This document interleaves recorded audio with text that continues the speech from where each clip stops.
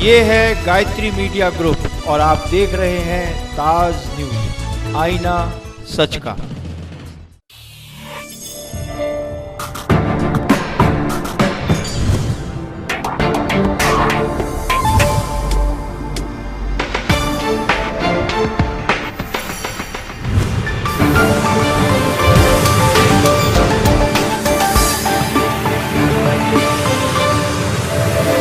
नमस्कार, ताज न्यूज के इस बुलेटिन में स्वागत है आपका। मैं हूं मीनू सिंह और आइए खबरों की शुरुआत करते हैं सुर्खियों के साथ।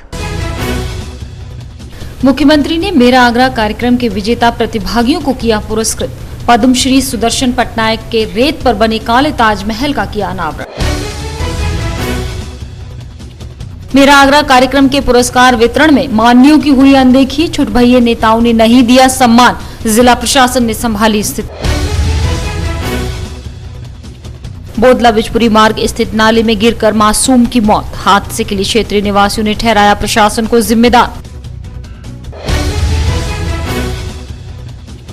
और सीएम दौरे का असर देखने को मिला, एसएन अस्पताल में डॉक्टर और स्टाफ नर्सों के व्यवहार में आया अनोखा बदलाव। और अब खबरें विस्तार से।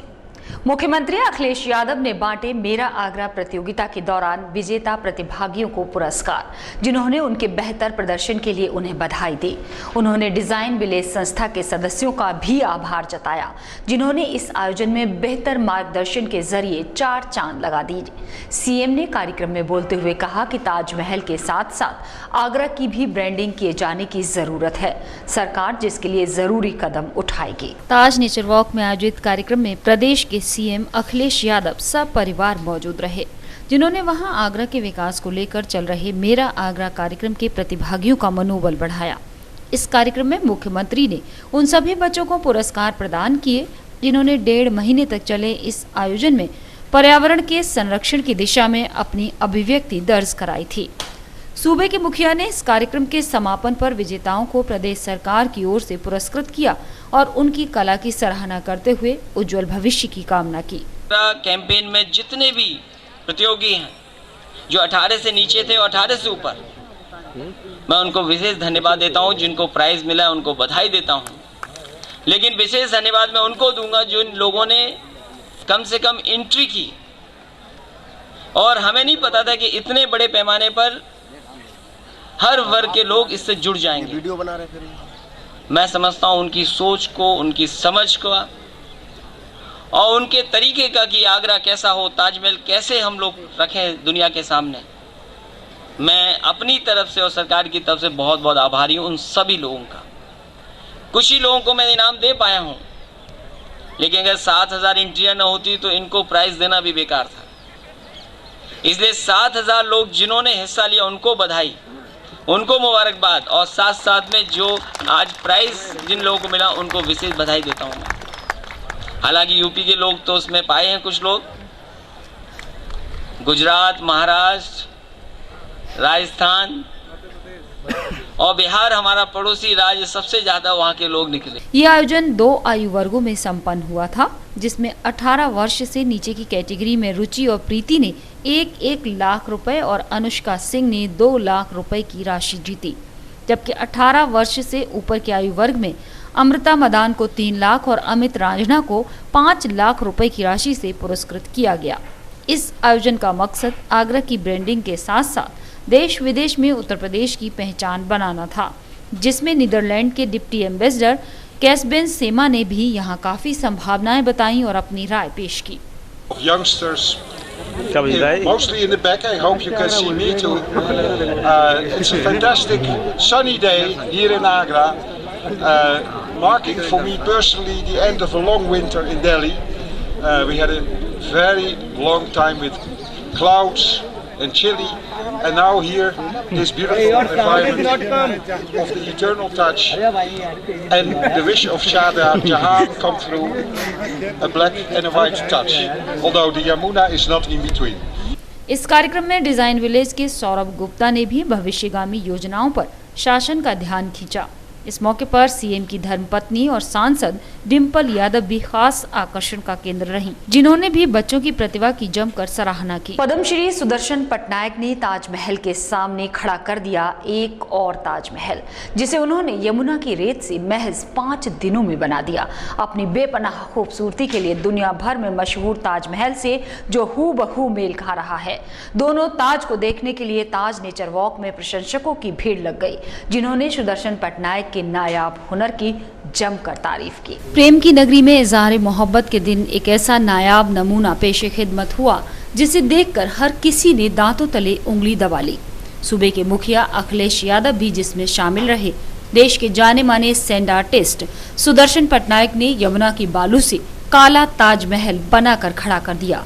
देखने में हूबहू ताजमहल से मेल खाता ये काला ताजमहल पद्मश्री पटनायक की उंगलियों का एक ऐसा कमाल था जिसने सबकी वाहवाही लूटी।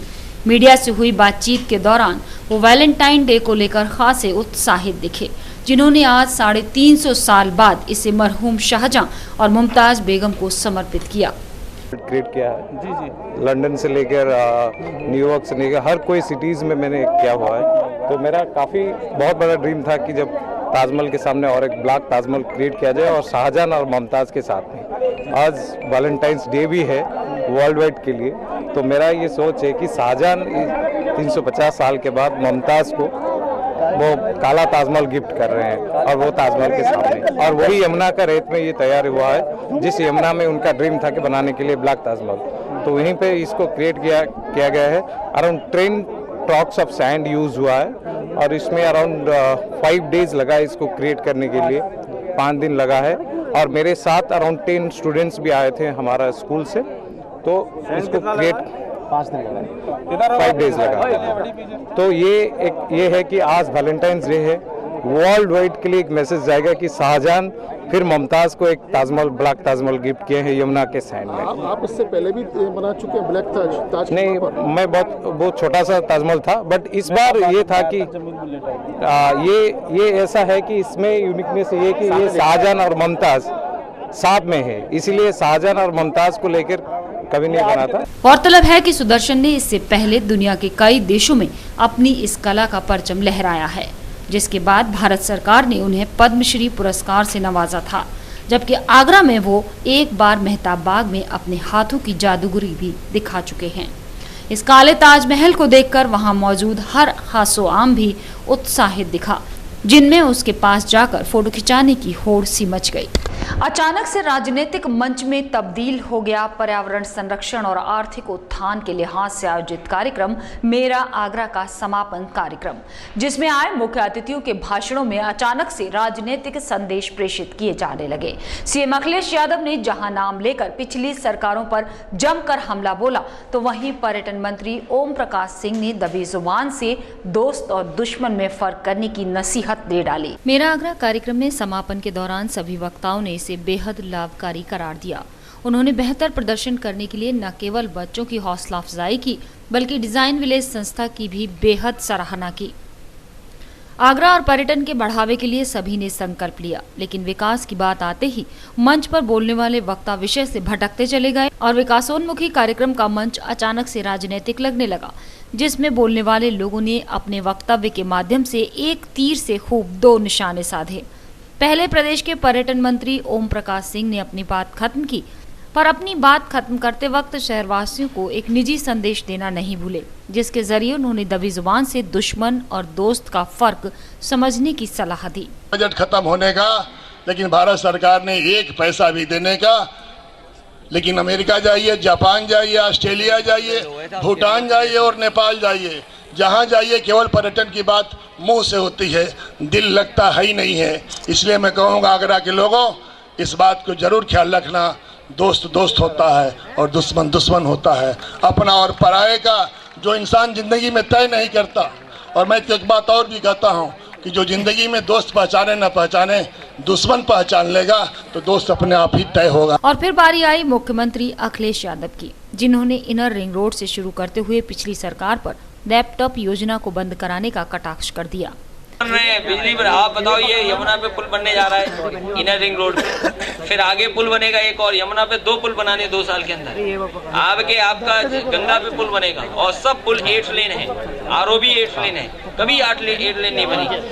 हमारा ये सब कहने का मतलब ये है कि उत्तर प्रदेश को एक दिशा में ले जाने का काम किया है। लैपटॉप दिया, हम लोग पीछे कर दिए गए, हम लोग लैपटॉप वाले पीछे हो गए। लैपटॉप दिल्ली में यूज होगा। और किसने छीना? पीछे वाले बताओ, किसने छीन लिया आपका लैपटॉप? पुरानी सरकार ने छीन लिया। बोले इससे कोई लाभ नहीं है किसी को। और बताओ, वही लोग कह रहे हैं वाईफाई फ्री होना चाहिए।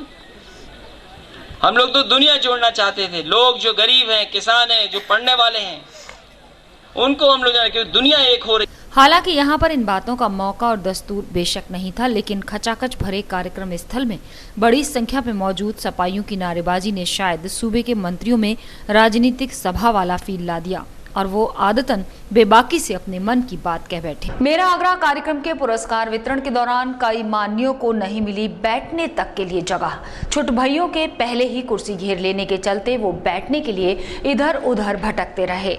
इस आपाधापी में राष्ट्रीय नेता से लेकर कई लाल बत्ती धारी का भी प्रोटोकॉल बिगड़ गया। सीएम के नोटिस में आते ही प्रशासन ने आनन फानन में मंच पर बैठने की व्यवस्था करवाई। शनिवार को ताज नेचर वॉक में आयोजित प्रोग्राम में समाजवादी पार्टी के कई नामचीन नेताओं ने शिरकत की, संभवतः प्रशासन के आमंत्रण पर जो वहां पहुंचे थे। लेकिन उस समय बड़ी विषम स्थिति पैदा हो गई जब कार्यक्रम में बैठने के लिए उन्हें जगह तलाशनी पड़ी, जबकि पार्टी के दर्जनों छुटभइये नेताओं ने खाली पड़ी सभी कुर्सियों पर पहले ही कब्जा कर लिया था। VIP सोफे पर जमा नेताओं ने इस दौरान सीनियरिटी का भी लिहाज नहीं किया। ये नज़ारा देखने के बाद आप खुद ही अनुमान लगा लेंगे कि पार्टी के अंदर कितना एका है। 20 साल राजनीति में खपा देने वाले पूर्व केंद्रीय मंत्री रामजीलाल सुमन सपा के राष्ट्रीय महासचिव भी हैं, लेकिन जिले के सामान्य पदाधिकारियों ने उनके राष्ट्रीय पद और राजनीतिक कद का जरा भी ख्याल नहीं किया, जिन्हें अपने लिए खुद कुर्सी का इंतजाम करना पड़ा। इतना ही नहीं, सरकार में राज्य मंत्री और जनपद के कद्दावर सपा नेता कहे जाने वाले रामचकल गुर्जर से लेकर लाल बत्ती में चलने वाले मेयर इंद्रजीत आर्य, जिला पंचायत अध्यक्ष गणेश यादव जैसे तमाम सीनियर नेताओं को सीएम के आने से पहले यहाँ वहाँ बैठकर काम चलाना पड़ा और बात सीएम के नोटिस में आने के बाद प्रशासन ने उन्हें मंच पर बिठाने के इंतजाम किए। वैलेंटाइन डे के इस मौके पर जहां सूबे के मुखिया अखिलेश यादव अपनी पत्नी डिंपल यादव के साथ आगरा दौरे पर आए, तो वहीं उनकी आवभगत के लिए कई दिग्गज नेता कमिश्नरी पहुंच गए, जिनमें से अधिकांश को सुरक्षा कारणों की वजह से कमिश्नरी में प्रवेश नहीं करने दिया गया, जिससे मुख्यमंत्री की आवभगत की चाह में पहुंचे आगरा के दिग्गज नेताओं को निराशा हाथ लगी। उत्तर प्रदेश के मुख्यमंत्री अखिलेश यादव वैलेंटाइन डे पर अपनी सांसद पत्नी डिंपल यादव के साथ मोहब्बत की निशानी ताजमहल का दीदार करने पहुंचे। हम दुनिया जानती है कि मोहब्बत का दिन है, लेकिन हमारे लिए तो ये ताजमहल का दिन है, ताज डे हमारे लिए। तो आगरा में पर्यटन को बढ़ावा देने के मकसद से आयोजित एक प्रतियोगिता मेरा आगरा के विजेताओं को पुरस्कृत किया गया। तरीके से ताजमहल को बनाया गया और जिस खूबसूरत मुमताज महल के लिए बनाया गया, मैं समझता हूँ उतना ही खूबसूरत आज भी है। और दुनिया में तमाम जितनी चीजें हैं, जितनी जगह हैं, उसमें से सबसे ज्यादा खूबसूरत जगह अगर कोई दिखाई देती है वो ताजमहल है। जहाँ ताजमहल के बहाने आगरा का केवल ताजमहल ही नहीं बल्कि मैं समझता हूँ आसपास और भी चीजें हैं। हम लोग ताजमहल याद रखें और आगरा का पेठा भूल जाए तो कैसे संभव है। वहीं ताज के साए में डिंपल यादव संग फोटोशूट कराए। इसके साथ ही वो होटल ताज खेमा में लगाई गई लवर्स बेंच का उद्घाटन भी करने गए।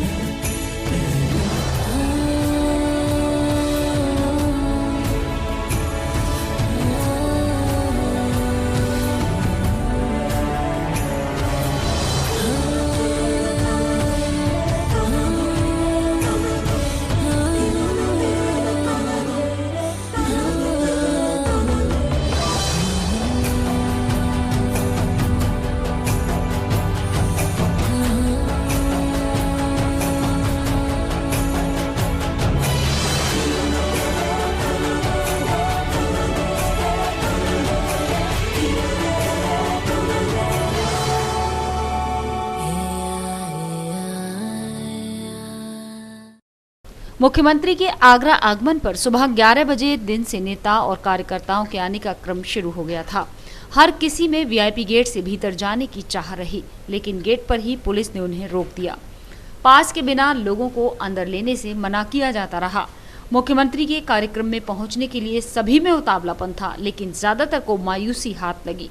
प्रशासन की सख्ती के चलते बिना पास के कोई भी अंदर नहीं जा सका और पास भी आसानी से उपलब्ध नहीं हुए। सपा नेताओं को काफी फजीहत का सामना करना पड़ा। सुरक्षा व्यवस्था को देखते हुए उंगलियों पर ही गिने जाने वाले नेताओं को अंदर जाने का मौका मिला। बाकी आगरा के दिग्गज नेताओं को गेट से ही लौटा दिया गया। जिन नेताओं को अंदर जाने की अनुमति मिली, उन्हें ही सिर्फ अंदर जाने दिया गया। उनकी सुरक्षा में आए प्रोटोकॉल को भी अंदर नहीं जाने दिया गया। इससे पहले भी सीएम के आगमन पर शहर अध्यक्ष को बाहर का रास्ता दिखाया जा चुका है। उससे सबक न लेकर भी कई नेता चमचमाती गाड़ी में सपा का झंडा लगाकर अंदर जाने के प्रयास में लगे रहे, लेकिन सुरक्षा में तैनात पुलिसकर्मियों ने उन्हें अपने आसपास भी भटकने नहीं दिया। राजनीति के दिग्गज मानने वाले नेताओं को अब अपनी साख की पहचान करनी चाहिए या उन्हें एक कहावत याद रखनी चाहिए कि बिन बुलाए कहीं नहीं जाना चाहिए, वरना रास्ता अंदर का नहीं बाहर का देखना पड़ता है। वैसे ये नज़ारा देखकर ऐसा लग रहा था कि कुछ नेताओं ने पार्टी को घर की हुकूमत समझ रखा है।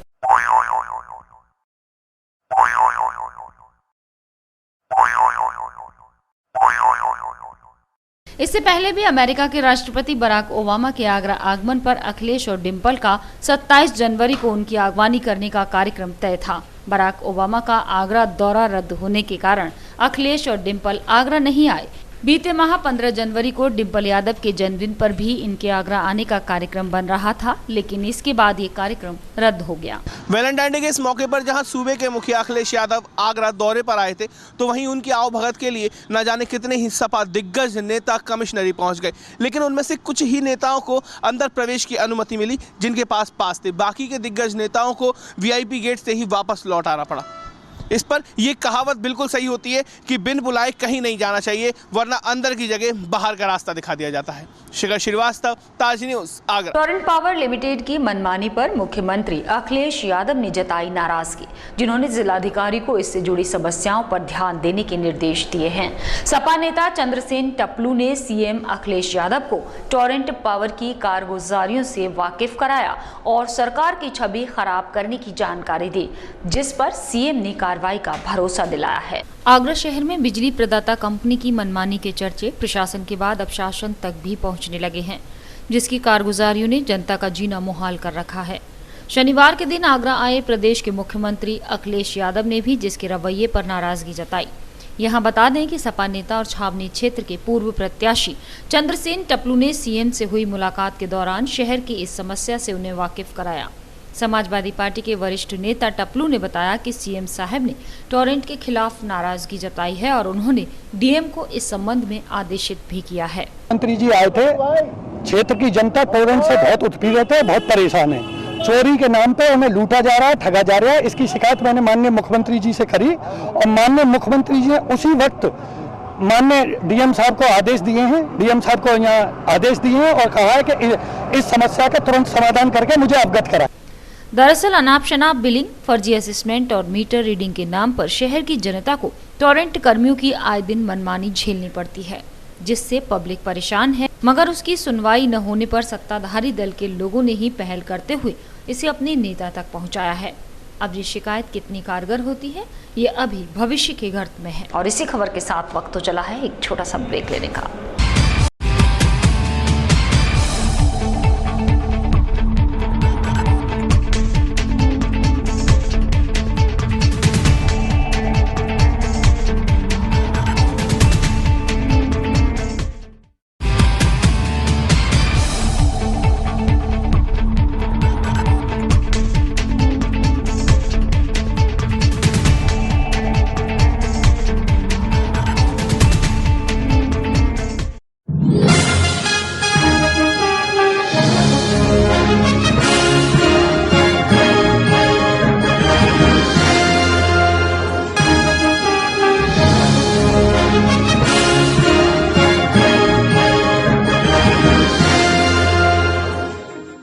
नंदिनी ग्रुप का एक और कदम, नंदिनी स्टे, अब कागारौल में एक ऐसी कॉलोनी जहां आप पा सकते हैं पक्की सड़क, स्वच्छ जल, बिजली की सुनिश्चित आपूर्ति, हरे भरे पार्क, भव्य मंदिर, कॉमर्शियल प्लॉट और दुकान, वो भी बहुत कम कीमत में।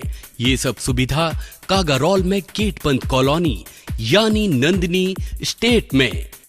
अब गांव को शहर बनाना है, हमारा सपना आपका घर हो अपना। Nandini state. Sai Asha properties area approved कोठी प्लॉट्स खरीदने व बेचने के लिए संपर्क करें। ताज नगरी 2 में एरिया अप्रूव्ड प्लॉट्स के लिए संपर्क करें।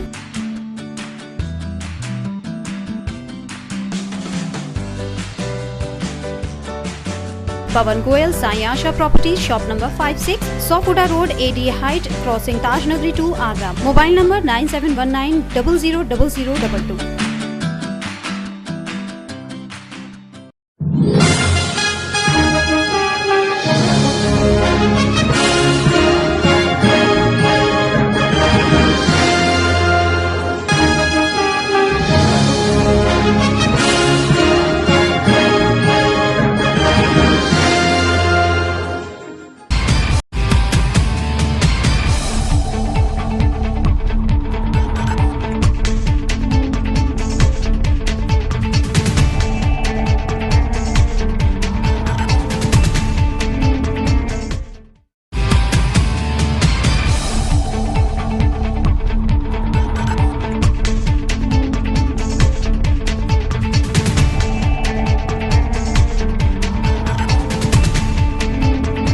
ब्रेक के बाद अगली खबर। थाना जगदीशपुरा के बोदला बिचपुरी मार्ग स्थित नाली में 5 वर्षीय मासूम की गिरकर मौत होने से हड़कंप मच गया। इसके बाद स्थानीय लोगों की मदद से बच्चे को बाहर निकाला गया, लेकिन तब तक बहुत देर हो चुकी थी और मासूम मौत की नींद सो चुका था। स्थानीय लोगों ने इस हादसे के लिए प्रशासन को जिम्मेदार ठहराया है। बोदला बिचपुरी मार्ग के किनारे बने गहरे नाले में हादसों का सिलसिला रुकने का नाम नहीं ले रहा है। क्षेत्र निवासी लगातार इस संदर्भ में जनप्रतिनिधियों और प्रशासनिक अधिकारियों से गुहार लगा चुके हैं। उसके बावजूद भी इस नाले के निर्माण को लेकर कोई भी निर्णय नहीं लिया गया है। आज भी एक मासूम को इसी के चलते अपनी जान गंवानी पड़ी। घटना उस वक्त की है जब नाले के सहारे दुकान के पास खेल रहे 5 वर्षीय मासूम का पैर फिसलने से वो नाले में गिर गया, जिसको देखकर वहां हड़कंप मच गया। क्षेत्रीय लोगों ने जब तक मासूम को बाहर निकाला तब तक उसकी मृत्यु हो चुकी थी, जिसके बाद क्षेत्रीय लोगों में आक्रोश फैल गया है। दुकान के पास में नाला था तो घूमते रहे, दिल देखते रहे, मिला नहीं। जब उसकी चप्पल दिखी, जब उसको देखा हाँ मरा हुआ मिला। हाँ दुकान के पास में गिर लिया था। हाँ पापा की दुकान है रिक्शा की, वहीं बच्चा खेलते रहते थे रोज, और आज ऐसा हो गया कि बच्चा उसमें चला गया। नाले में गिरकर एक और जिंदगी ने दम तोड़ दिया, जिसके बाद ये सवाल फिर खड़ा हो गया है कि प्रशासन को आखिर किसका इंतजार है। कब तक इस नाले के निर्माण को लेकर काम शुरू किया जाएगा या ऐसे ही मासूम जिंदगियां दम तोड़ती रहेंगी। थाना इदमात-दौला के टेढ़ी बगिया स्थित बुद्ध विहार से भगवान बुद्ध की अष्टधातु की प्रतिमा को देर रात चोरी कर लिया गया, जिसकी सूचना मिलते ही क्षेत्रीय लोगों ने आगरा अलीगढ़ मार्ग जाम कर दिया। इसके बाद मौके पर पहुंचे अधिकारियों ने बमुश्किल 2 घंटे बाद इस जाम को खुलवाने में सफलता पाई।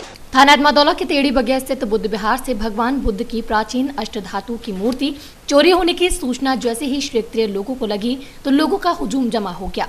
देखते ही देखते सैकड़ों की संख्या में लोग वहां जमा हो गए, जिसके बाद आक्रोशित लोगों ने आगरा अलीगढ़ मार्ग को जाम कर दिया। इसकी सूचना जैसे ही पुलिस को मिली तो बड़ी संख्या में पहुंची पुलिस बल ने मौके पर पहुंचकर बमुश्किल जाम को खुलवाया, लेकिन आक्रोशित लोग मूर्ति की बरामदगी न होने तक जाम खोलने पर राजी नहीं थे। लेकिन वरिष्ठ अधिकारियों के 24 घंटे में मूर्ति बरामद करने के आश्वासन के बाद तकरीबन 2 घंटे बाद जाम खुल सका। क्षेत्रीय लोगों ने बताया कि ये मूर्ति 1984 में जब धर्म गुरु दलाई लामा आगरा आए थे तभी इस अष्टधातु की मूर्ति को स्थापित किया गया था। प्रतिमा भगवान बुद्ध की इस पौध रखी गई थी। यहाँ हमारे तथागत भगवान बुद्ध के अनुयायी सुबह सुबह प्रार्थना करते हैं।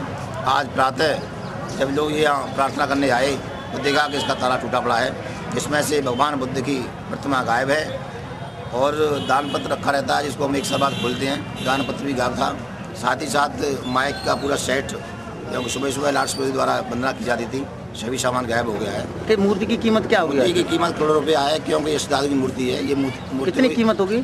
ये मूर्ति करोड़ों रुपए की मूर्ति है, क्योंकि अष्टधातु की मूर्ति। क्षेत्रीय लोगों ने ये भी बताया कि 2 दिन पूर्व यहाँ स्थित लाइब्रेरी के ताले भी टूटे मिले और पुलिस को इसकी सूचना भी दी गई थी, लेकिन उसके बाद भी पुलिस ने कोई कार्यवाही नहीं की।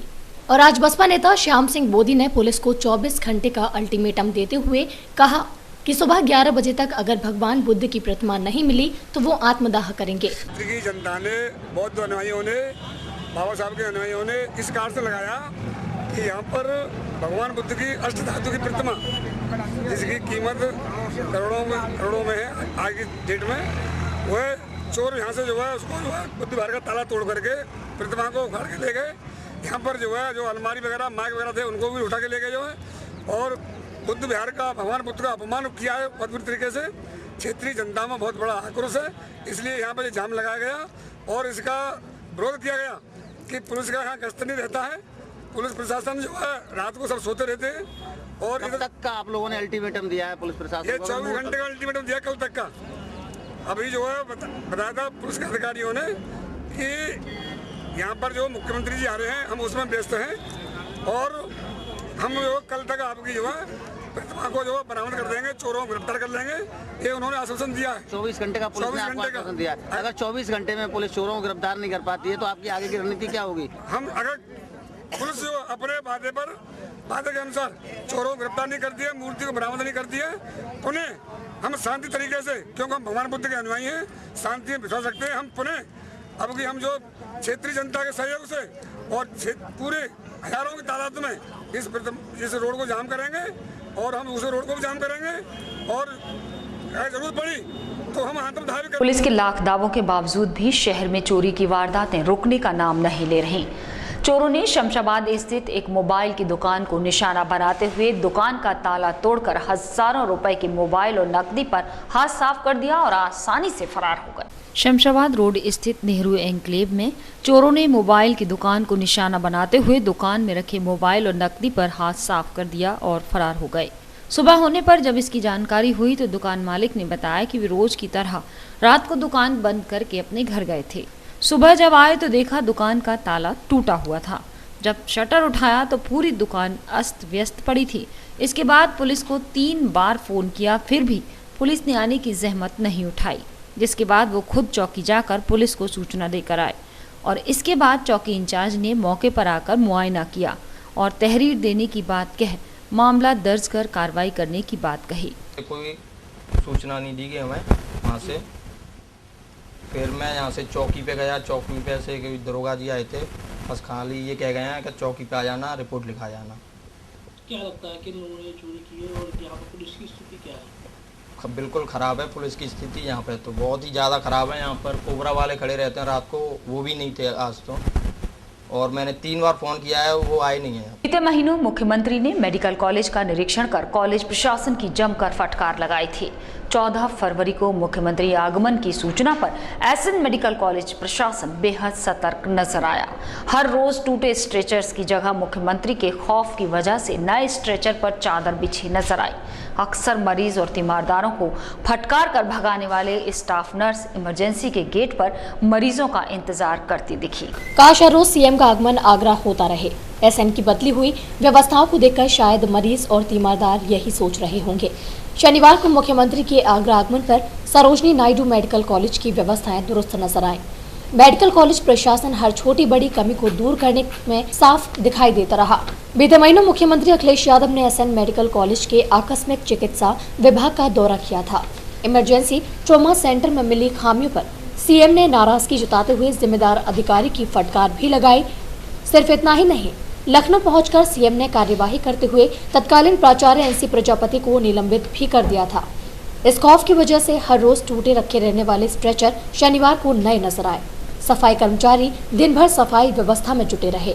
अक्सर मरीज और तीमारदारों को फटकार लगाने वाली नर्स भी इमरजेंसी के बाहर मुस्तैद नजर आई। अक्सर मरीजों के लिए गायब रहने वाली आपातकालीन एम्बुलेंस भी ट्रॉमा सेंटर के बाहर खड़ी दिखाई दी। अब तो इसे सीएम का खौफ ही कहा जाएगा। हाईकोर्ट बेंच की मांग को लेकर कई माह से चल रहे आंदोलन में आए नए मोड़ का भी अधिवक्ताओं ने तोड़ निकाल लिया है। अब आगरा के अधिवक्ताओं के साथ इटावा सिविल बार एसोसिएशन भी कदम ताल मिलाकर आंदोलन को तेज धार देगी। आगरा का न्यायिक क्षेत्र इटावा स्थानांतरित होने से अधिवक्ताओं के समक्ष आंदोलन में रोड़ा खड़ा हो गया था। आगरा के अधिवक्ता लंबे समय से हाईकोर्ट बेंच की मांग को लेकर संघर्ष करते आ रहे हैं। बीते महीनों से अधिवक्ताओं ने न्यायिक कार्य से विरत रहकर आंदोलन को और तेज कर दिया है। कई माह की हड़ताल की वजह से जिला और सत्र न्यायालय में न्यायिक कार्य ठप पड़ा हुआ है। न्यायिक कार्य अवरुद्ध होने की सूचना जिला न्याय प्रशासन ने उच्च न्यायालय को दी थी। हाईकोर्ट ने इस विषय को संज्ञान में लेते हुए आगरा न्यायिक क्षेत्र का स्थानांतरण इटावा कोर्ट में कर दिया था। वादों का स्थानांतरण इटावा कोर्ट में होने से बेंच के लिए आंदोलन कर रहे अधिवक्ताओं को करारा झटका लगा। उच्च न्यायालय खंडपीठ स्थापना संघर्ष समिति ने आगामी रणनीति बनाते हुए इटावा की ओर रुख किया। एक्चुअली में है क्या कि ये हड़ताल जिस मकसद से चल रही है वो हाई कोर्ट बेंच के लिए है और कुछ लोग इसमें जो है राजनीति पैदा कर रहे हैं। इसमें हमारे जुडिशियल अधिकारी भी हैं। इसलिए जो है ये हड़ताल जो है बाकायदा निरंतर चलती रहेगी और जहाँ तक उसकी बात है बादकारियों के लिए तो लड़ ही रहे हैं सारे वकील। पिछले जो है 20 साल से जो आंदोलन चल रहा है और आंदोलन चलता रहेगा। और जो जहाँ तक इटावा की बात है ये कहीं भी भेज दें वहाँ पर भी हड़ताल रहेगी। अधिवक्ता तो वो भी हमारे साथी हैं, हम भी हैं उनके साथी। खंडपीठ स्थापना संघर्ष समिति के पदाधिकारियों के मुताबिक अब इटावा सिविल बार एसोसिएशन के अधिवक्ताओं का भी उन्हें समर्थन मिल गया है। इटावा बार एसोसिएशन का समर्थन मिलने के बाद अब संघर्ष समिति आंदोलन की धार तेज करने के लिए संयुक्त रणनीति तैयार करेगी। अब देखना होगा कि आगरा के अधिवक्ताओं की ये रणनीति आंदोलन को सफल बनाने में कितनी कारगर साबित होती है। खबरों का सिलसिला जारी है, लेकिन वक्त है एक और छोटा सा ब्रेक लेने का।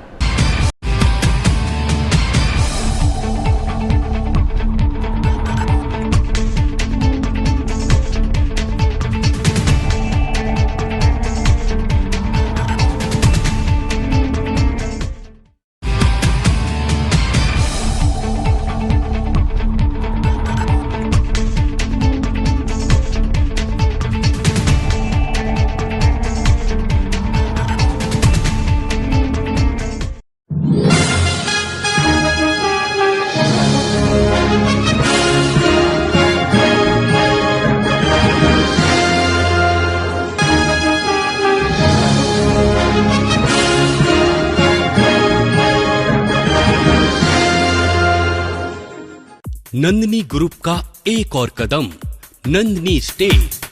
अब कागारौल में एक ऐसी कॉलोनी जहां आप पा सकते हैं पक्की सड़क, स्वच्छ जल, बिजली की सुनिश्चित आपूर्ति, हरे भरे पार्क, भव्य मंदिर, कॉमर्शियल प्लॉट और दुकान, वो भी बहुत कम कीमत में।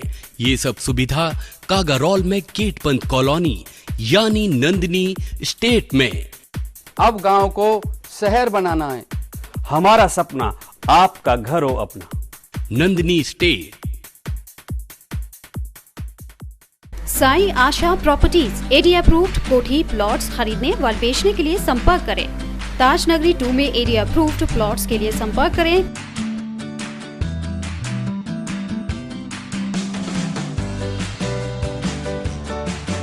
पवन Goyal, Sai Asha properties, shop number 56, सोफुडा road, AD height, crossing Taj Nagari 2, Agra. Mobile number 9719000022।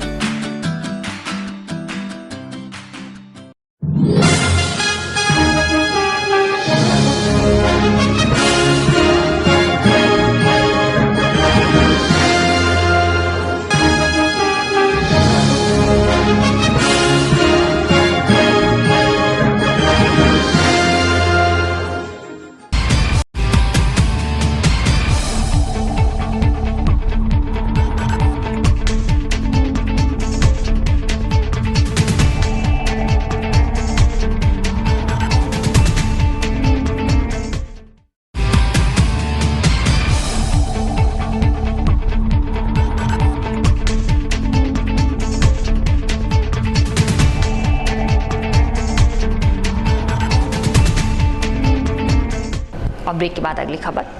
15 फरवरी को जीआईसी ग्राउंड पर होने वाले विराट हिंदू सम्मेलन में प्रवीण तोगड़िया हुंकार भरेंगे। सम्मेलन को सफल बनाने के लिए हिंदूवादी संगठनों के पदाधिकारी दिन रात एक कर घर घर संपर्क कर रहे हैं।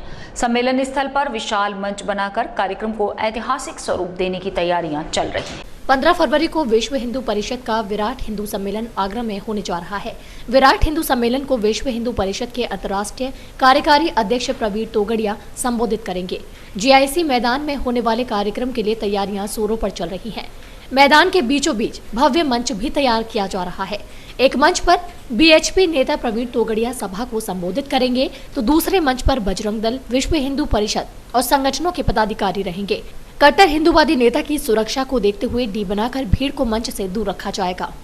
हिंदू सम्मेलन को लेकर के जिस तरह से हम लोग, हमारे कार्यकर्ता जब हिंदू समाज के बीच में जा रहे हैं तो हिंदू समाज में उत्साह देखा जा रहा है। ये उत्साह को देखते हुए ये सम्मेलन आगरा के इतिहास में हिंदू समाज का सबसे विशाल सम्मेलन साबित होगा। करीब 25-30 हज़ार लोगों की संभावना है। संख्या तो ज़्यादा है, लेकिन हम सोच रहे हैं 30,000 से ऊपर की संख्या इस सम्मेलन में शामिल होगी। ग्रामीण क्षेत्र अपना प्रयास ये रहा है कि हम प्रत्येक हिंदू परिवार तक जाएं और प्रत्येक हिंदू परिवार की सहभागिता इस सम्मेलन के अंदर हो और हिंदू समाज का एक संगम यहाँ दिखाई दे। इस तरह का प्रयास संगठन द्वारा किया जा रहा है। विराट हिंदू महासम्मेलन को लेकर सारी तैयारियाँ पूर्ण रूप से पूरी हो चुकी हैं, जिसमें कि युवाओं की संख्या बहुत बड़ी भागीदारी रहेगी युवाओं की, और 40 से 50 हज़ार युवा से लेकर बुजुर्ग से लेकर महिलाएं और छात्र छात्राओं तक और व्यापारी वर्ग ने पूर्ण रूप से सहयोग दिया है। इस विराट हिंदू महासम्मेलन को लेकर तैयारियां पूरी हो चुकी। कल 50,000 से लेकर और 60,000 तक के बीच में भीड़ युवा सम्मेलन में, युवा विशाल हिंदू सम्मेलन में आने की संभावना। और सम्मेलन पूरे उत्तर प्रदेश के अंदर ऐतिहासिक सम्मेलन आगरा में होने जा रहा है। कल आप उसका प्रत्यक्ष प्रमाण देखेंगे। कार्यक्रम स्थल पर भी आप भी होंगे। प्रवीण भाई तोगड़िया वैसे भी लोगों में बड़ी पॉपुलर पर्सनैलिटी हैं, हिंदू हृदय सम्राट हैं, तो लोगों ने सुनने आते हैं। क्लास भी आता है और मास भी आता है, तो इस बार संगठन कार्यक्रम में क्लास और मास दोनों का समायोजन आपको दिखेगा। कार्यक्रम संयोजक सुनील पारेशर के मुताबिक सम्मेलन को सफल बनाने के लिए कार्यकर्ता घर घर जाकर संपर्क कर रहे हैं। विराट हिंदू सम्मेलन में 30,000 से ज्यादा हिंदुओं को लाने का लक्ष्य रखा गया है। आगरा आगमन से पूर्व प्रवीण तोगड़िया के बेंगलोर में होने वाले कार्यक्रम को अनुमति न मिलने की वजह से स्थगित करना पड़ा था। सूत्रों के मुताबिक पुलिस प्रशासन के साथ खुफिया एजेंसियां भी इस पूरे कार्यक्रम पर नजर बनाए हुए हैं। इससे पूर्व आगरा में हुए धर्मांतरण की घटना ने देश भर में खूब बवाल मचाया था। दिल्ली में चुनाव नतीजों के बाद से ही कांग्रेसी आलाकमान के नेतृत्व पर उंगलियां उठने लगी हैं, जिसमें नया नाम आया है संदीप दीक्षित का, जो कांग्रेस को नेता विहीन पार्टी मानते हैं। इस बयान के बाद दिल्ली सहित आगरा में भी इसकी निंदा की जा रही है। आगरा के कांग्रेसी संदीप दीक्षित को नेता ही नहीं मान रहे और राहुल गांधी को ही अपना नेता बता रहे हैं। लोकसभा से शुरू हुआ हार का सिलसिला दिल्ली विधानसभा चुनाव तक जारी रहा। अब तक मझधार में फंसी कांग्रेस की नाव को दिल्ली चुनावों में भी किनारा नहीं मिला है। हार का सामना होते ही कांग्रेस अपने ही आलाकमान पर सवाल उठाने लगी है, तो कोई नेतृत्व की कमी को ही हार का कारण मान रहा है। लगातार अपनों के बयानों से घायल हो रहे आलाकमान को एक और बयान भी ने नया जख्म दे दिया है।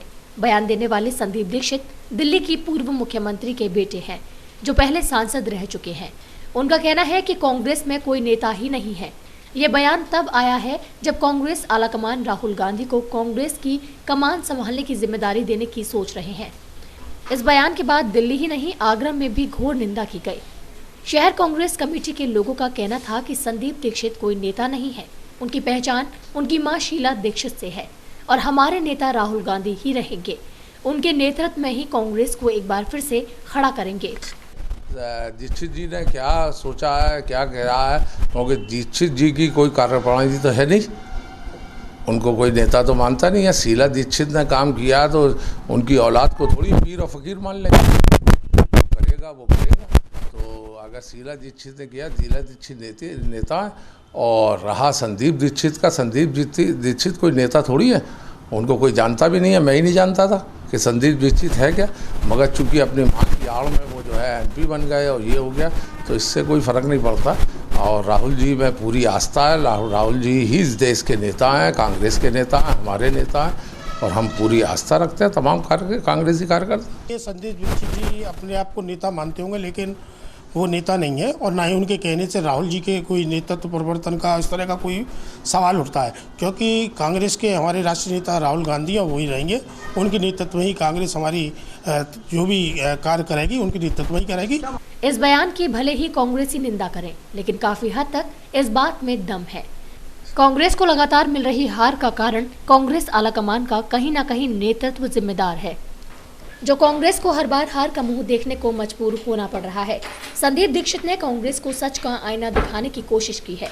अगर अब भी कांग्रेस नहीं जागी तो पार्टी की वजूद पर सवालिया निशान लग सकता है। लगातार पर्यटकों से वीआईपी एंट्री के नाम पर हो रही ठगी और ड्रॉपिंग के मामलों को देखते हुए विभाग ने ताज परिसर में इलेक्ट्रॉनिक साइन बोर्ड लगा दिए हैं, जिससे पर्यटकों को ताजमहल के अन्य प्रवेश द्वारों की जानकारी भी मिल सके, तो वहीं पर्यटकों से वीआईपी एंट्री के नाम पर होने वाली ठगी पर भी रोक लग सके। लंबे समय से जहां ताज परिसर में प्रचार प्रसार के अभाव में ताज प्रवेश द्वार पर्यटकों की पहुंच से बाहर थे, तो वहीं इसका फायदा लपके और ड्रॉपर उठा रहे थे, जो कि वीआईपी एंट्री के नाम पर ताज दीदार को आने वाले पर्यटकों से ठगी करते थे।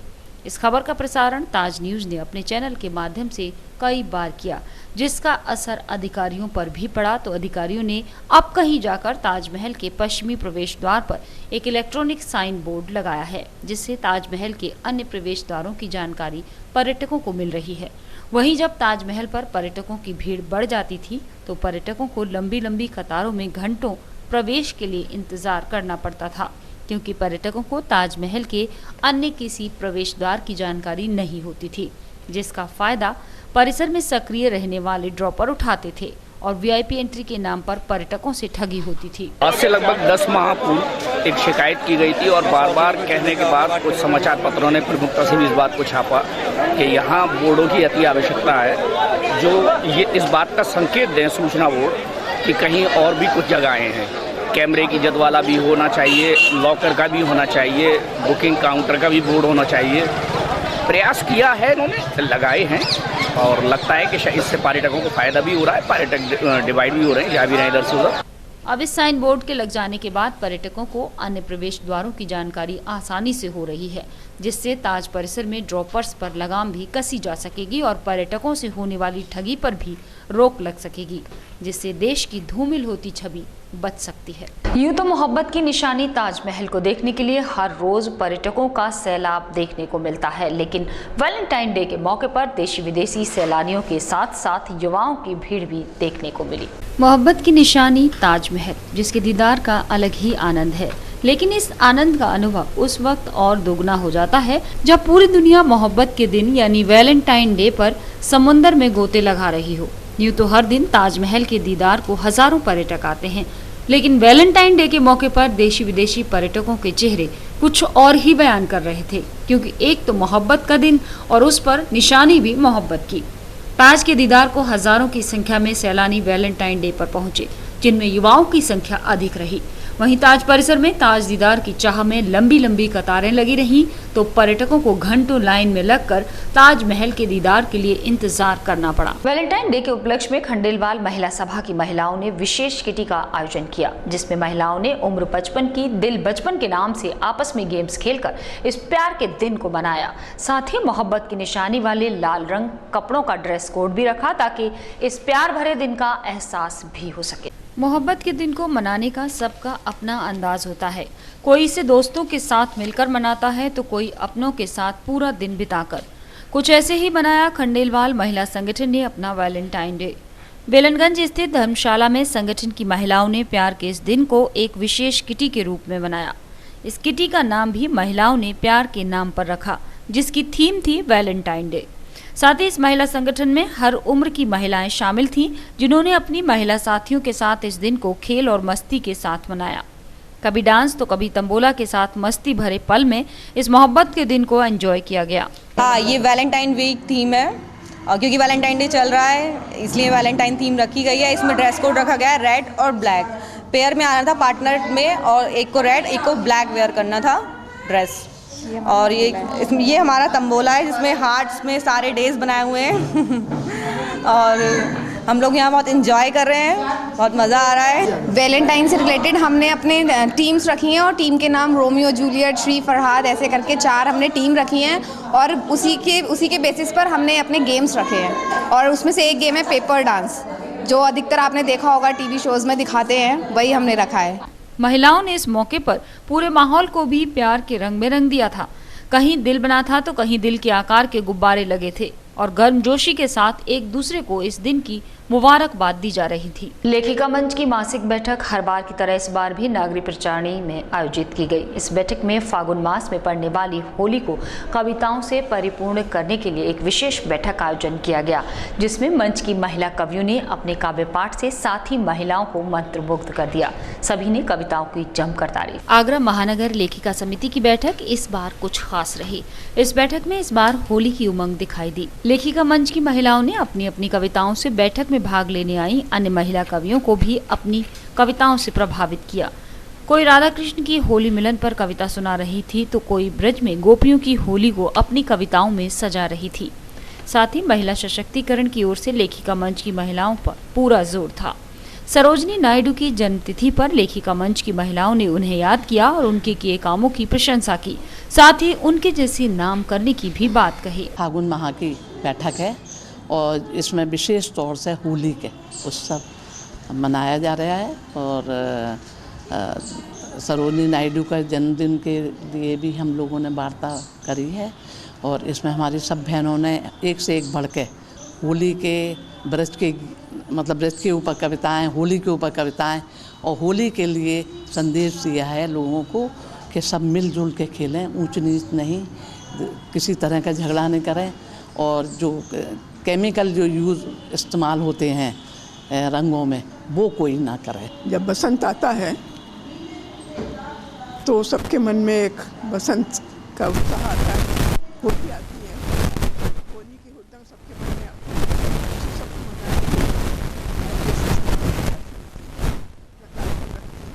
सब लोग खुले मन से बहुत अच्छी कविता सुनाती हैं। इस बैठक में महिला लेखिकाओं ने इस होली पर केमिकल युक्त रंगों से बचने की सलाह दी। साथ ही होली पर आपसी प्रेम को बनाए रखने और द्वेष भावना को मिटाकर आपसी प्रेम बनाए रखने की अपील भी की। और इसी के साथ फिलहाल बुलेटिन में सिर्फ इतना ही। अगले बुलेटिन में नई खबरों के साथ आपसे फिर होगी मुलाकात। जुड़े रहिए ताज न्यूज के साथ। नमस्कार।